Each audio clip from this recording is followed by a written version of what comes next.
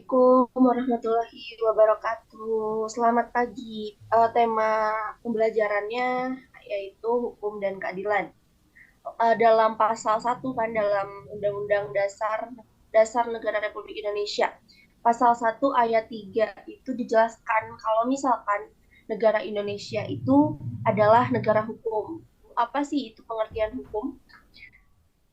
Menurut Tirta Atmijaja, hukum itu ialah semua aturan, norms yang harus diturut dalam tingkah laku tindakan-tindakan dalam pergaulan hidup dengan ancaman mesti mengganti kerugian jika melanggar aturan-aturan itu akan membahayakan diri sendiri atau harta. Umpamanya orang akan kehilangan kemerdekaannya, didenda atau sebagainya. Pancasila itu dikatakan sebagai sumber hukum menurut Sahran Basah. Dalam hukum itu terdapat 5 fungsi hukum dalam kaitannya dengan kehidupan masyarakat.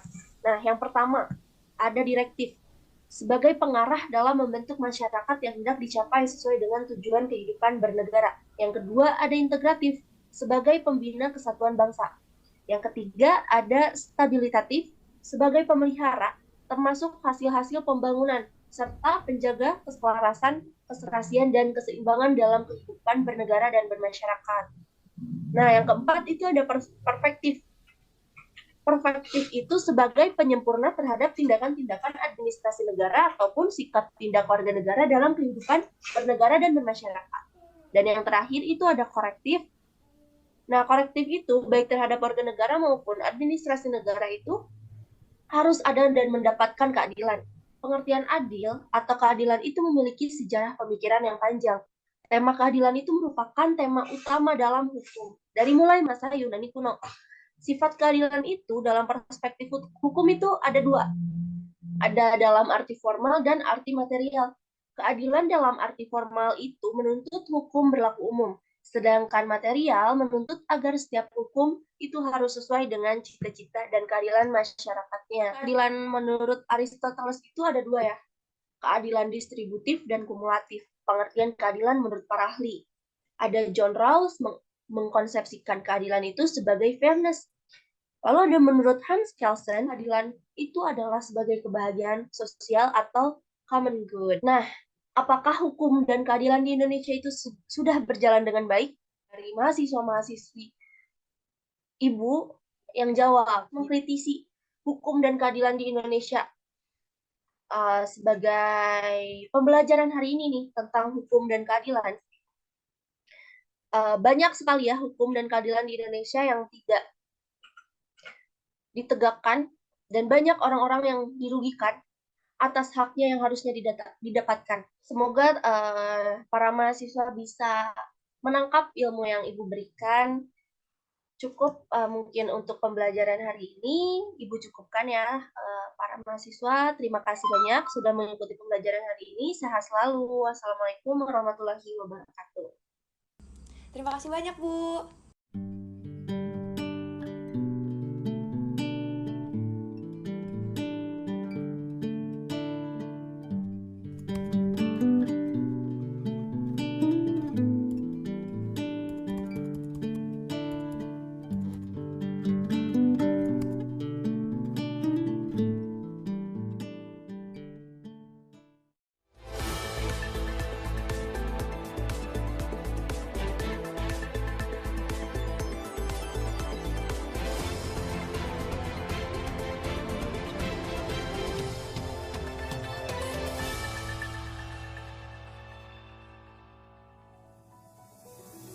Selamat pagi pemirsa, kembali lagi bersama saya Taita Nur Afifa dalam acara Seputar Indonesia untuk menggambarkan berita-berita yang teraktual, tajam, dan terpercaya yang kami rangkum dalam Seputar Indonesia pagi ini.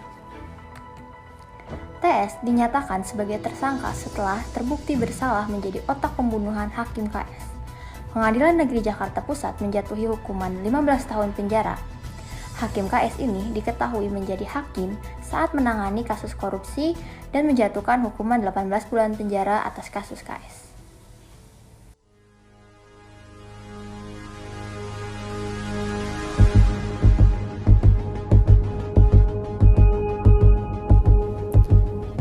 Tommy Kelahiran Jakarta 12 Juli 1962, memimpin 43 perusahaan yang berhimpun dalam grup Humpus.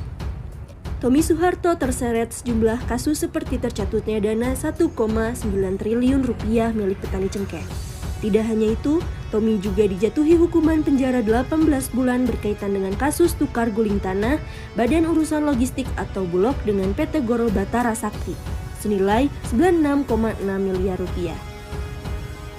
Tommy memiliki utang kepada negara sebesar 2,6 triliun rupiah dan pada 2001 putra bungsu Presiden kedua Soeharto itu ditangkap polisi di Bintaro. Kemudian Tommy diketahui terlibat pembunuhan Hakim Agung Syaifuddin Kartasasmita. Penangkapan dilakukan tim Kobra yang dipimpin Tito Karnavian. Sedangkan Pangeran Cendana mendapat keringanan hukuman melalui sidang PK di Mahkamah Agung. Tommy pun setelah bebas tetap menjadi pengusaha dan memimpin partai berkarya.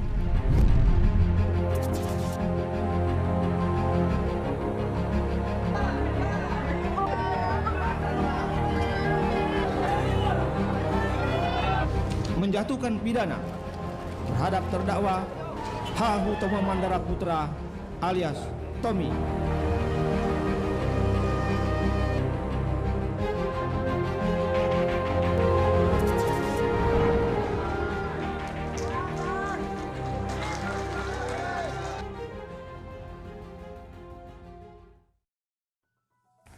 Untuk informasi selengkapnya akan disampaikan oleh rekan saya Lola yang sudah bersama Ragil Mutiara sebagai pakar hukum. Baik rekan saya Lola, silahkan menyampaikan informasi yang Anda dapat. Selamat malam pemirsa, saya Lola Agnes, kini sedang berada di kediaman pakar hukum yang terkenal di Indonesia, yaitu Profesor Dr. Ragil Mutiara, SH.MIP. Selamat malam, Prof. Malam. Nah, seperti yang kita ketahui juga, kasus TS ini sedang menjadi isu terkini ya, Prof. Nah, menurut pandangan Prof nih mengenai jatuhan hukum yang diberikan kepada saudari TS ini bagaimana, Prof? Kalau menurut saya ya, proses penegakan hukum pada kasus ini tuh terlalu lambat dan terlalu mudah untuk memberikan pengurangan untuk hukumannya gitu. Ditambah hukuman yang diberikan pada TS ini tuh sangat ringan gitu. Padahal jika melihat pasal 340 KUHP, yaitu barang siapa dengan sengaja dan dengan direncanakan lebih dahulu menghilangkan nyawa orang lain, dihukum karena pembunuhan berencana dengan hukuman mati atau penjara seumur hidup atau penjara sementara selama-lamanya selama 20 tahun. Justru itu tuh sangat bertolak belakang gitu dengan pasal 340 KUHP dan justru membuat penegakan hukum di Indonesia sangat tidak adil. Nah, lalu menurut Profesor nih, hukum yang adil itu seperti apa sih? Jika mengacu pada konsep keadilan menurut Aristoteles ya, keadilan itu seharusnya berperan dalam penegakan hukum yang berlaku, di mana hukum yang berlaku itu tadi yang disebutkan, yaitu pasal 340 KUHP tentang pembunuhan berencana. Namun akhirnya seperti yang kita semua tahu ya, total masa hukuman yang dijalani itu sangat jauh berbeda dengan yang tercantum pada pasal tersebut.